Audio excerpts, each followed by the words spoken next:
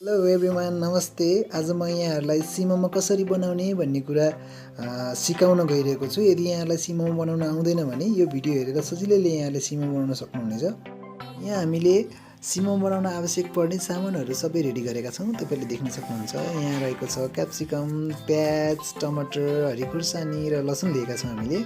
यति सामान तयार गरिसकेपछि हामी यसलाई सिसेपमा काट्न गइरहेका छौँ। हेर्नुहोस्, यसलाई चाहिँ सिकट भन्छौँ हामीले।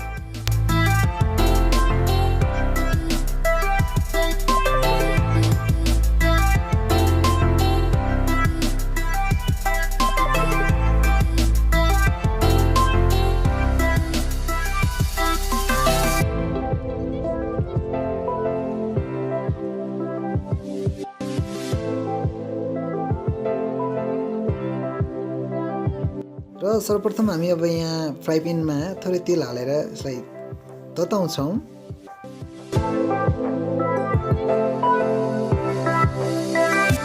तेल तातिसकेको छ र यसमा हामीले मसिनो गरेर काटिएको गार्लिक राख्न गइरहेका छौँ। लसुन हेर्नुहोस्,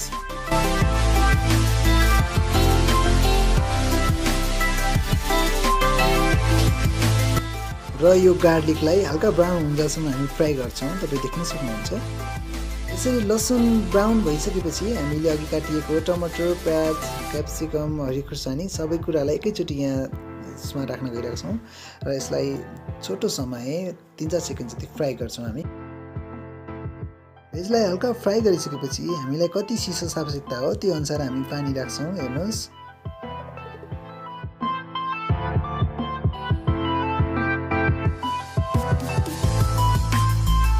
राखिसकेपछि हामी यसमा टोमेटो केचप राख्न गइरहेको छौँ। हेर्नुहोस्, टोमेटो केचप रहेको छ यो। यसमा हामी 1 देखि 2 चम्चा जति टोमेटो केचप राख्छौँ र टोमेटो केचप राखिसकेपछि यसमा हामीले घरमै आफैले बनाइएको हट सस रहेको छ। हेर्नुहोस्, यो खोर्सानीलाई पकाएर पिसेर बनाएको यो लगभग 1 चम्चा राख्छौँ।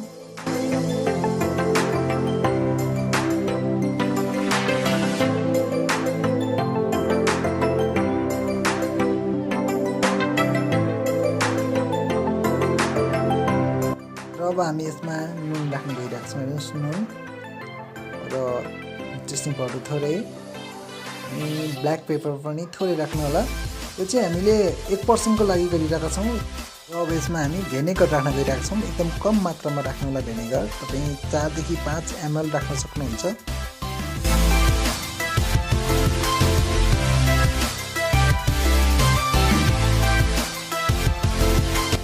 र अब हामी यसमा चिकन क्युब राख्न गइरहेका छौँ। यो क्युब चाहिँ तपाईँले भेजिटेरियन यदि हुनुहुन्छ भने भेज क्युब पनि तपाईँले बजारमा किन्न पाउनुहुन्छ।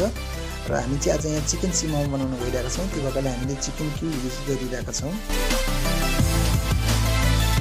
त्यसपछि हामी यसलाई चलाइदिन्छौँ र हामी यसलाई हल्का स्विटको लागि थोरै चिनी युज गर्न गइरहेका छौँ। यदि तपाईँसँग केचप चाहिँ अलरेडी स्विट छ भनेदेखि चाहिँ तपाईँले चिनी युज नगर्दा पनि हुन्छ।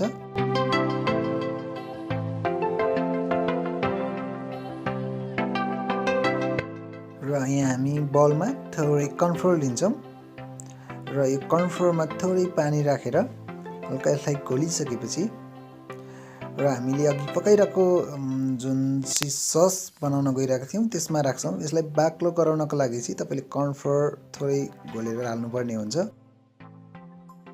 हजुरहरूले यहाँ देख्न सक्नुहुन्छ सस रेडी भइसकेको छ। यसरी हामीले सस रेडी गरिसकेपछि स्टिम गरिसकेको मोमोलाई यसरी हामी बलमा राख्छौँ। हेर्नुहोस्, यसरी बलमा राखेर अघि हामीले जुन सस रेडी गरेका छौँ त्यो सस माथिबाट यसरी राखिदिन्छौँ र हाम्रो सिमोमो पूर्ण रूपमा तयार हुन्छ।